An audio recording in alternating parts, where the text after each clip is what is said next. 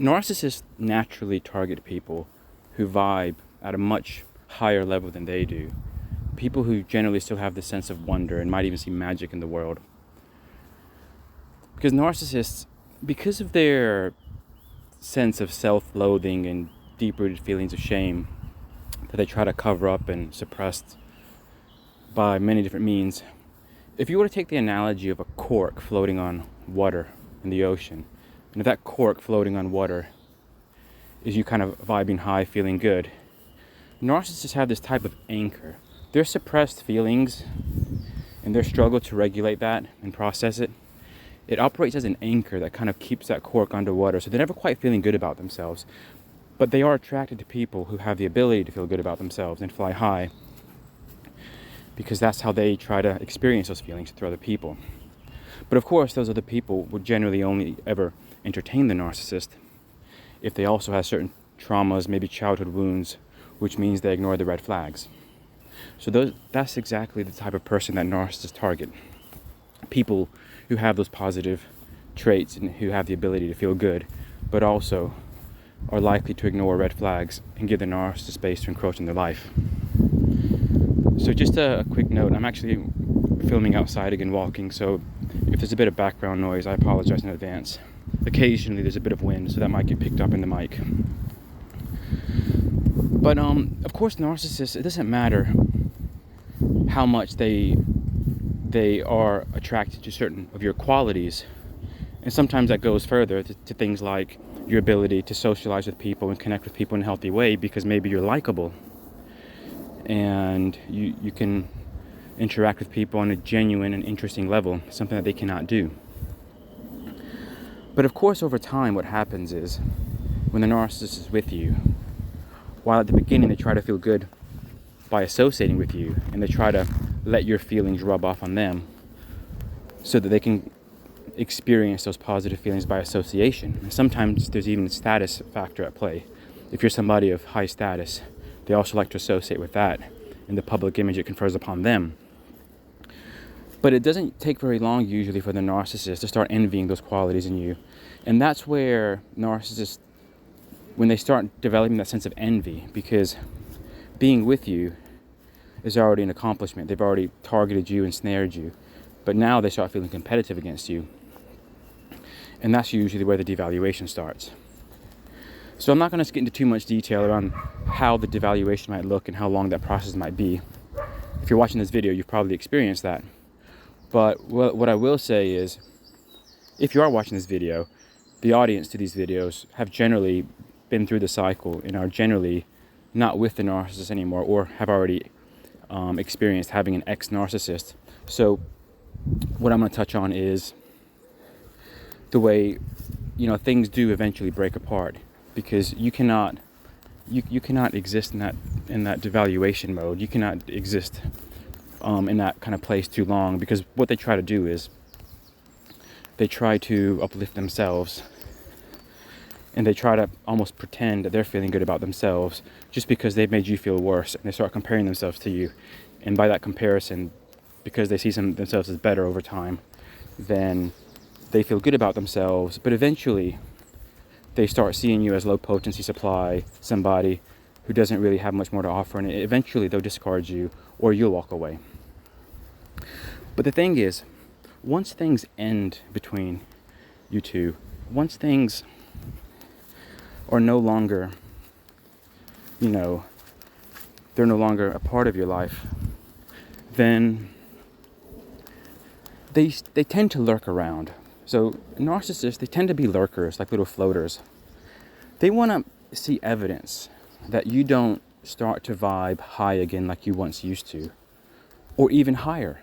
They want to see evidence that you no longer see the magic in the world that you once saw, because that would cause them an injury. It would cause them this almost sense of regret.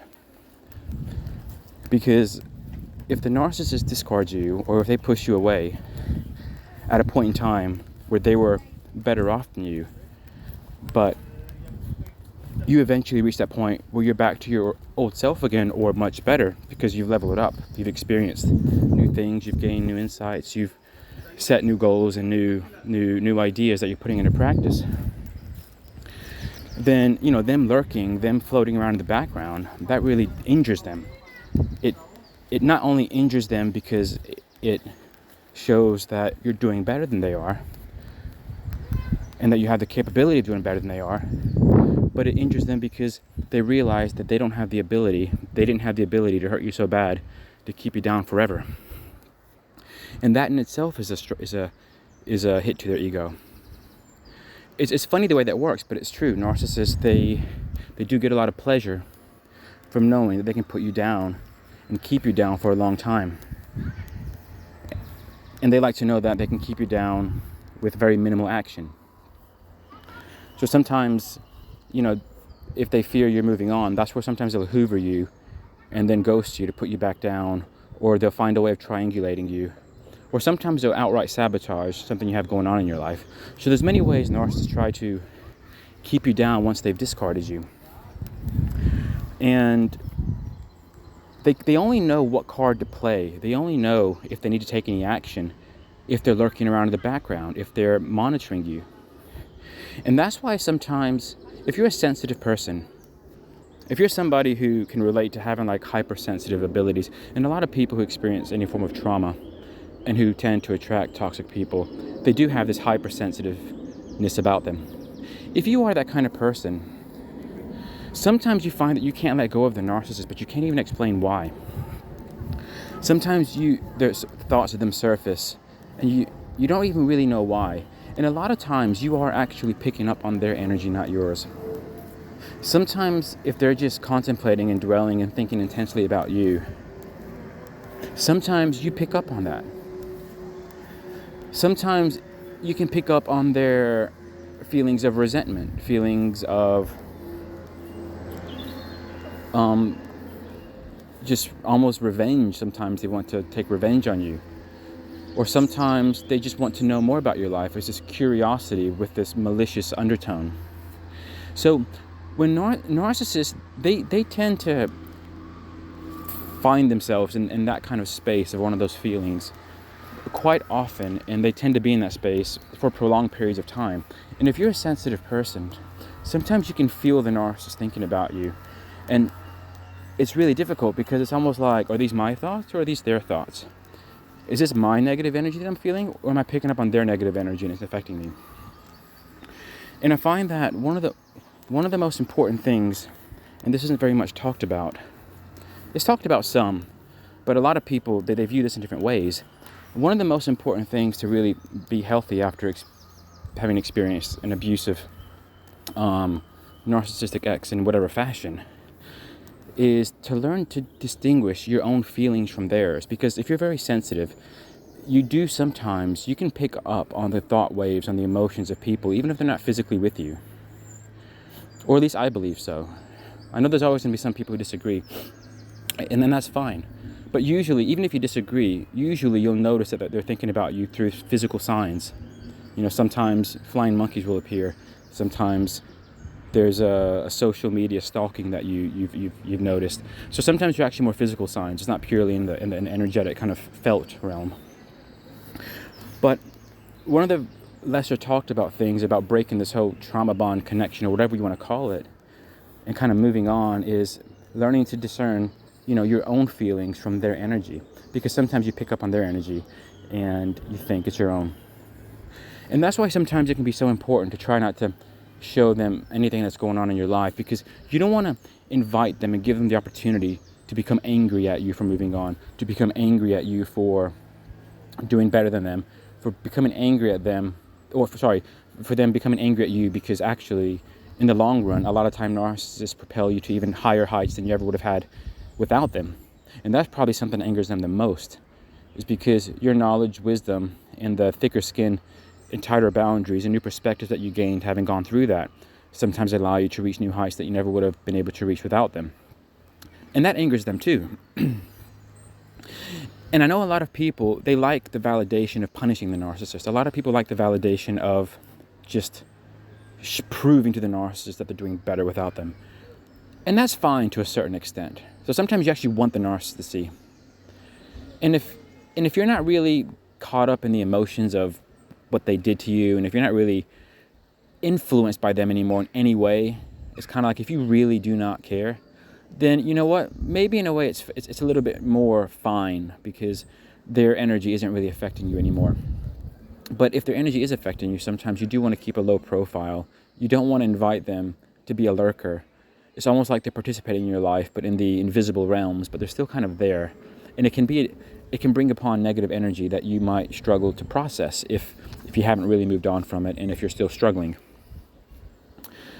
So, I mean, there's no right or wrong way on exactly how you should act when you're not with them anymore, apart from not giving them that space anymore to come back.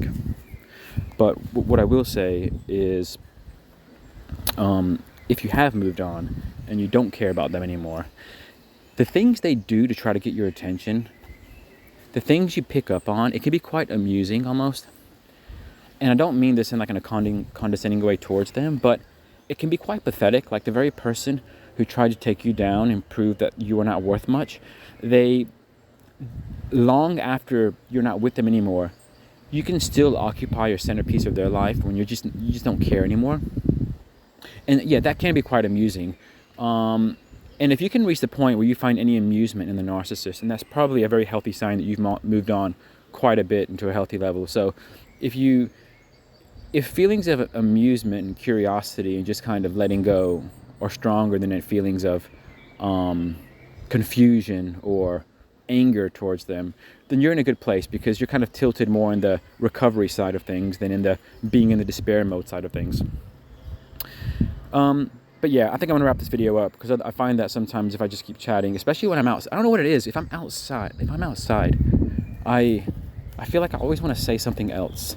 It's weird because if I'm in a room and I have an idea I want to talk through, it's kind of like I get through the idea, I'm done, and I say, thanks for watching, right? But if I'm outside and I see people in the distance and I see people walking dogs and whatnot, I kind of feel like I keep on adding topic. I want to layer new topics on top of the original topics. Anyway, this is just me going on another sidetrack. So I'll stop it there. And yeah, as always, if you want to connect on Instagram, links in my bio, my email address is there as well. If there's anything you'd like my help with, coaching, consultations, reach out, we can chat. And have a great day. Thanks for watching. Bye.